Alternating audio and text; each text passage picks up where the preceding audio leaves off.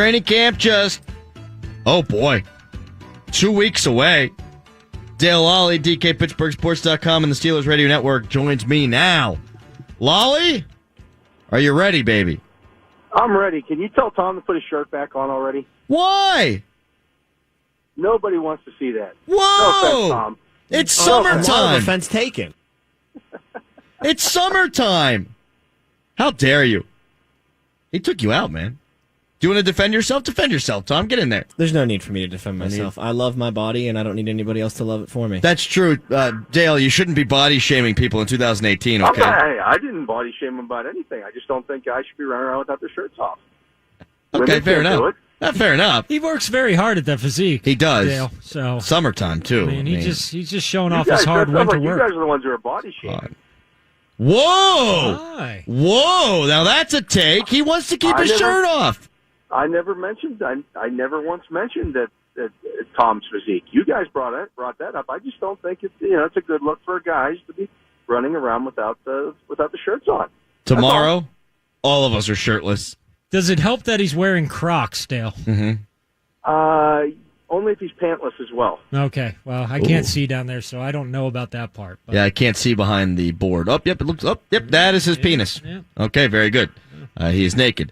Hey, Dale, I'm a little worried about the Steelers this year, and I can't put my finger on it, pun intended, but I think it's because they played so many close games last year that I feel like they could be due for a little step back if they play the same way this year. I think there's some validity to that, but I also think that, when you look back at last season, good teams find ways to win. Sure. I mean, that's just the what they do, and I still think this is a very good football team. I think maybe some people are a little bit of complacency has set in with this team, that they don't. Well, they've gone 13-3 and 12-4 and all this stuff. They've won the Super Bowl. Oh, okay, that's valid, but at the same time, you can't take 13-3 for granted. I mean, are they going to go 13-3 again this year? Probably not. I mean, that was the tied for the second best record in team history, I believe, maybe third best. But that doesn't happen every year. But if they're 12-4 this year and they win the Super Bowl, does anybody care? No, I think they'd be happy. But that's just me. 11-5. I mean. Well, no, I agree with that. I just think there's been so much talked about over the last couple of years that the route for the Steelers to win the Super Bowl is to get home field advantage and bring the Patriots here and deal with them on your turf. And I kind of subscribe to that. I think last year they had a really good shot to beat the Patriots. In my own personal record book, they beat the Patriots here at home, with Jesse James not surviving the ground. If they win that game, hey, they probably do go to the Super Bowl. They don't have to deal with Jacksonville. Then New England comes back in here with the entire city going buck wild. I think they'd have a pretty good shot. But I think this year, if you take a step backwards, maybe you're not a team that gets a bye, and then it could be an issue. Again, I'm not saying it's going to happen. I just think that whenever you see these teams play a bunch of close games, usually a couple of them fall the other way. Like we saw the Oakland Raiders a couple of years ago. I think they won 8 games that were within one score, and then last year they were nothing. Now, they haven't been as good as the Steelers of late. But I think the Oakland Raiders kind of returned to the norm. Yeah. I don't think they were a very good football That's true. team. I think they were an average to slightly above average team, and last year they, just kind of the ball bounced the other way. I think the Steelers are a better team. I think they're one of the top, 5 or 6 teams in the NFL. Fans, what Steeler fans think, notwithstanding, I mean, they seem to think that the defense is atrocious and it's just a train wreck. If you talk to Steeler fans, it's one of the worst 5 defenses in the league. But I think they have one of the top 5 offenses in the league. And I think if everybody plays to their expectations, this is going to be a good football team. Dale, if it is Le'Veon Bell's last year as a Pittsburgh Steeler, does this then represent the best chance to win a Super Bowl in the remaining Ben Roethlisberger era? First of all, I'm not ready to write this off as Le'Veon Bell's last year at the Steelers. Really? I don't think that the chasm is quite as big as many people are trying to make it out to be. People say, "Oh, he won $17 million." He's not going to get $17 million, and he knows that. That's silly talk. You can ask for anything. He asked for $15 million last year. That doesn't mean you're going to get it. You always ask for more than you're going to get. They're paying him $14.5 million this year. He's on the books for that much money. So obviously they feel like he is worth that kind of money. So if you're at 14.5 and he's wanting 15, again it comes down to the guaranteed money. Is he willing to take what the Steelers offer in guaranteed money, knowing that the way the Steelers do business is not to give out a lot of signing bonus money in the first year. The way they do business is to give out a big contract with a big number in it, like they did with Antonio Brown last year. But he didn't get a big signing bonus. But then when they turned when they renegotiated this year, they turned a lot of that contract into signing bonus, and therefore then it becomes guaranteed money. And they do that so they can free up money under the salary cap. That's the way that they like to do business. And so, if he's willing to realize that that's the way they do things, and maybe they come up a little bit with what they're guaranteeing in the first year, I think this could still get done. What kind of percentage would you be willing to slap on that one, Lolley? Percentages, I don't know. I mean, they thought they had a deal last year, and it didn't come to fruition.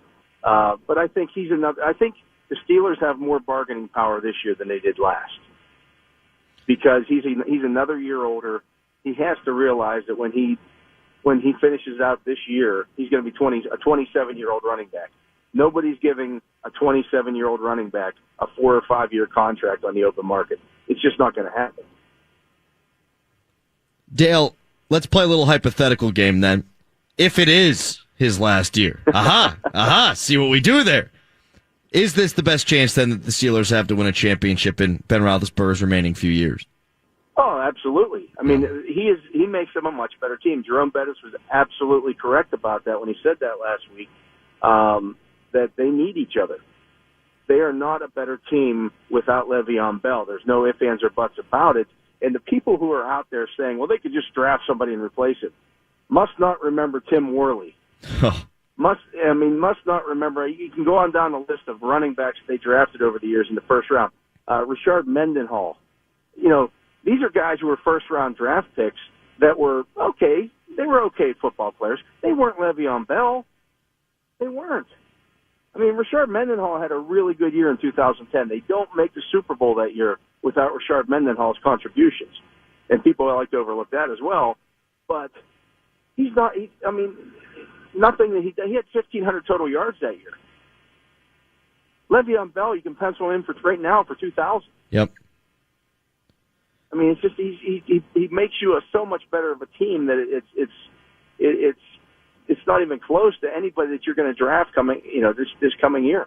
Yeah, Dale, you and I are on the same page on this, and I waffled a little bit, but the more I think about it, it comes down to: do you want to sign an aging running back to a long-term deal, or do you want to try to replace him with the unknown? And I'd rather have the known get older than have the unknown that I don't know anything about. Well, and think about this as well, Adam. In a few years, you're going to have Mason Rudolph, presumably, as your quarterback, as we sit here now. Okay, Ben Roethlisberger plays 2 more years or 3 more years, whatever it would be. Wouldn't you like to have Le'Veon Bell there for him to work with? That's true, too. One of the best running backs in the league. And by the way, a guy who he's a great safety valve. He does everything well. He does everything well except have breakaway speed. Now, people want to try to use that against him. That's fine. He still has 2,000 yards every year.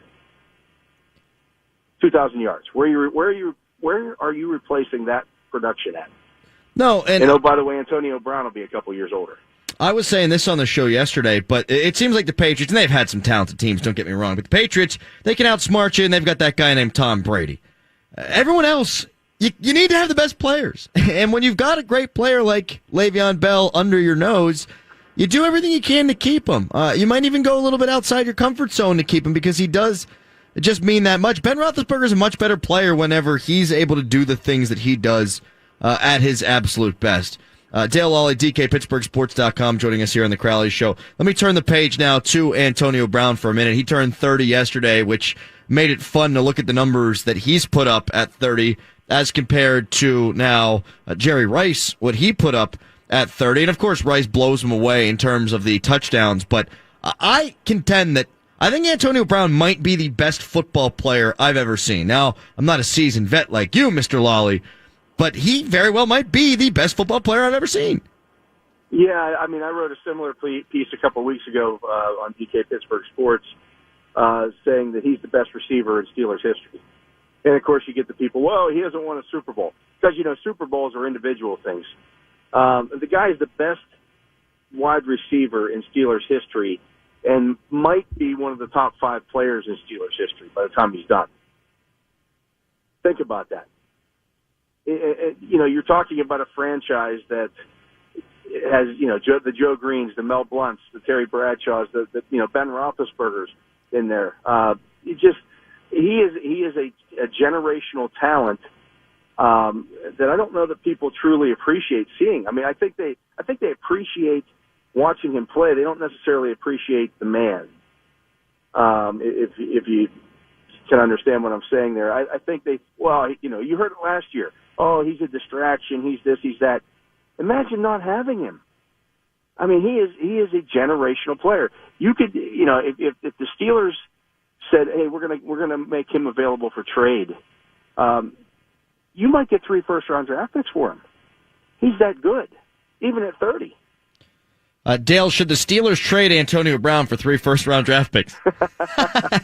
Absolutely not. He might be the best player in football right now. Yeah, I pound agree. For pound, position, if you're not taking position into consideration, all that stuff.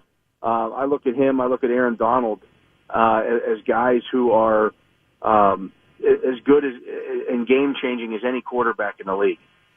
Dale, if you had to, and this, I mean, that kind of answered the question, but if you take Ben Roethlisberger, Le'Veon Bell, and Antonio Brown in their primes when they're playing their absolute best, who of them was the best at their position? AB?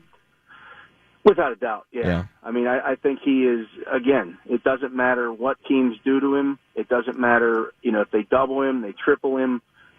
He just finds a way to keep catching passes. And I know people say, well, a couple of years ago, he didn't do much with Landry Jones at quarterback. That doesn't mean he wasn't open. Right. You know what I mean? And he still, even when he's on the field, he's a weapon. Dale, that's the biggest misnomer that there was. Well, he's not putting up the stats. Yeah, look at the tape. Mother bleeper's wide open in every freaking play. That's why he was going nuts. That's why he was, stomping around and saying, look, I'm wide open. Get me the football. I'm beating 2 and 3 guys here, and you're not getting me the ball. So that's the other thing about this is he opens up. He and Le'Veon Bell both open things up for each other. But I think if you take Le'Veon Bell out of the equation, Antonio Brown's still Antonio Brown. We've seen that. I think if you take Antonio Brown out of the equation, is Le'Veon Bell still as productive as he is right now? You could argue that might not be the case because he's not seeing the safety in the box quite as much as some of the other guys out there.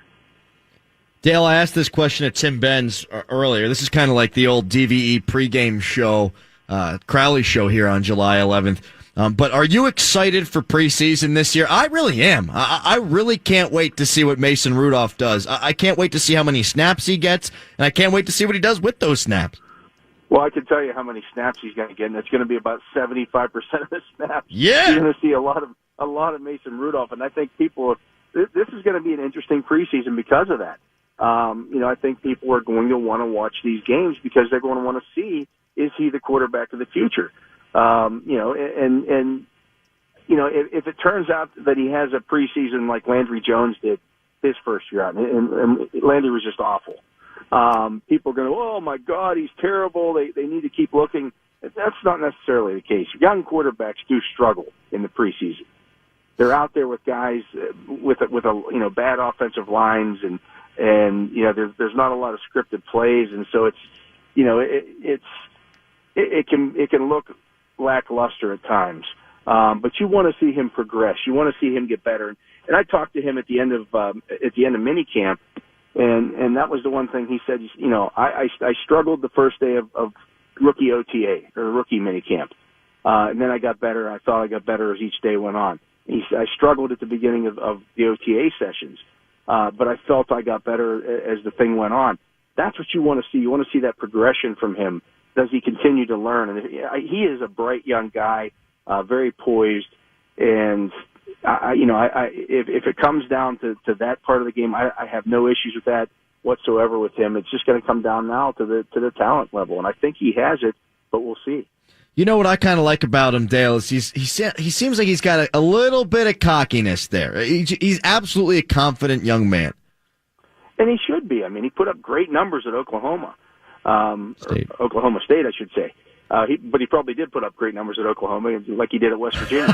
I knew it. I knew where you were going there, you dirty bastard. We'll be sitting at Sharky's in a couple of weeks, and you're just going to be busting my balls about Big 12 defenses.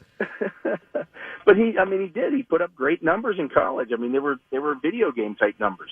So why shouldn't he be cocky? Why shouldn't he feel like he can do this? That's what you want out of your quarterback. Ben Roethlisberger was the same way when he came in. I see a lot of young Ben Roethlisberger in Mason Rudolph. The way he commands the pocket, the way he moves around on the field. Now he doesn't have Ben's mobility of when he was young. I mean, he was off the charts. But you see a lot of that same cockiness, that attitude, that it factor that people talk about with quarterbacks. I mean, as much as hey, you know me, I'm the biggest Landry Jones guy on the planet, probably. I think he gets a raw deal a lot of times. Yes, he does.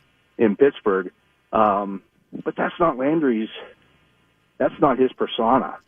He has that aw shucks attitude. You don't see that with this kid. I mean, I think he has that cockiness that you need to play the position. Dale, really good stuff, man, as always, and maybe we'll talk next week. If not, I know where I'll find you in Latrobe. That much is for sure. You know exactly where I'll be at around, I don't know, 8 o'clock every night. 8 o'clock. Maybe I'll be there a couple more times this year. We'll see.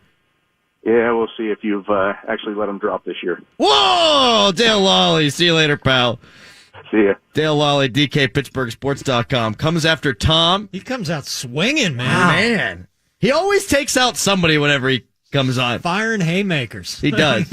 He does. He's shooting from the hip. He knows his summer's over and he's getting cranky. Yeah. Although, man, Dale loves training camp. He does. And yeah. I love aspects of it too. The older I get, and this is real. This is unabashed honesty coming from the mouth of Crowley right now. I wound up missing my home and my dog and my wife. My wife, pardon me, and my dog and my home. Yeah, and what used to take you like 2 or 3 days to rebound from now takes you closer to like a week, maybe a week and a half. You don't have the rebound capabilities that you had even a year ago. If I drink on the first night of training camp, I'll be hungover until the first preseason game. Yeah, and it'll lead to the vicious cycle where you need to keep drinking to remain unhungover. Yes. So, and then by the end, and we'll have to deal with you for like 2 weeks here of you just like kind of sulking around, like getting your brain back to functioning and maybe getting it hydrated. Brian, I feel like death, man. Yep. And like 5 minutes later, what are we going to do on the show? I feel like death. I don't know. You got something to run back? We got to figure it out. I don't want to be here. Coming up next, it's the great unsponsored football segment filled with knowledge and fun. Brought to you by To Be Determined. It's the Crowley Show.